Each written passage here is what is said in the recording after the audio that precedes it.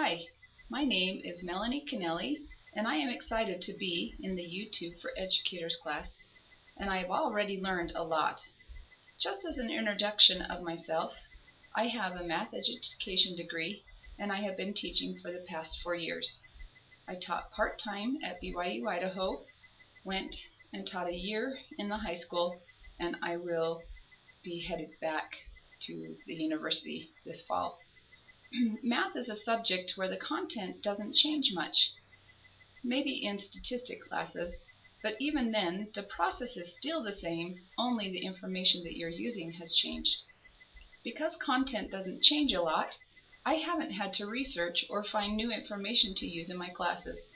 I do use graphing calculators and a little bit of Excel, but other than that, I haven't used a lot of technology in my classes. For this assignment, we've been asked to give our perspective on educational applications of YouTube. This class has really opened my eyes. I have not had any exposure to YouTube prior to this class except for my son, who shows me funny videos once in a while. I hate to admit it, but I thought YouTube was a bad site, and I didn't even want my kids on it. I had no idea that TeacherTube existed, or that any of the other channels existed for that matter.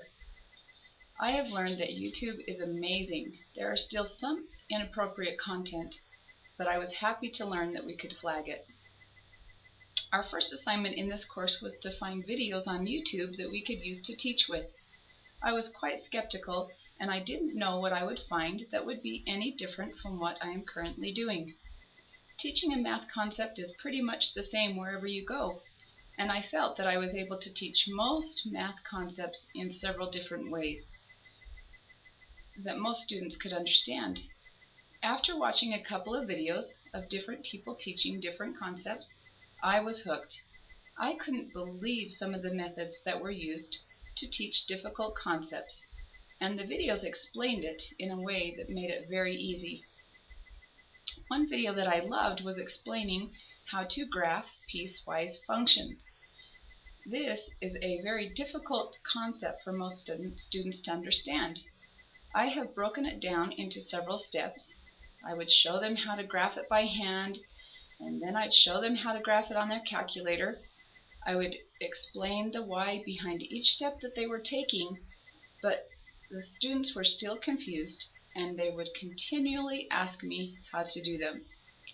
I found a video on YouTube that explained it so simply and fast and thoroughly that even my 6th grader could understand it. I can't wait to teach it again, and I know that my students will understand this time. This is just one example, but I found many videos that were amazing to me.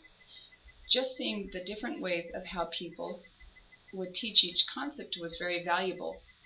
Another drawback with math is that if you do not use it, you lose it. And there are several math classes that I once learned, and I haven't looked at them for several years, and many videos on there was a great refresher to me. I was able to relearn and remember the things that I'd learned several years ago. Another thing that I really enjoyed was learning to create playlists. I've decided that for each subject that I teach, I can post some of these videos that I have found to my channel for students to refer to. It has always amazed me that when you sit through a math lecture, you watch the teacher do examples, and you listen to them, and the concept sounds easy, and you think that you understand it till you get home.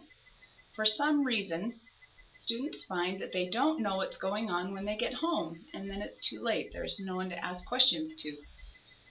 So I've now learned that I can set up playlists that can be a support for my students at home.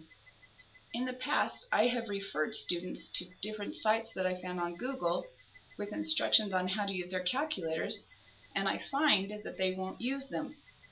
I have decided it's because the students just don't have time to go and search for the sites that I've referred them to on their own.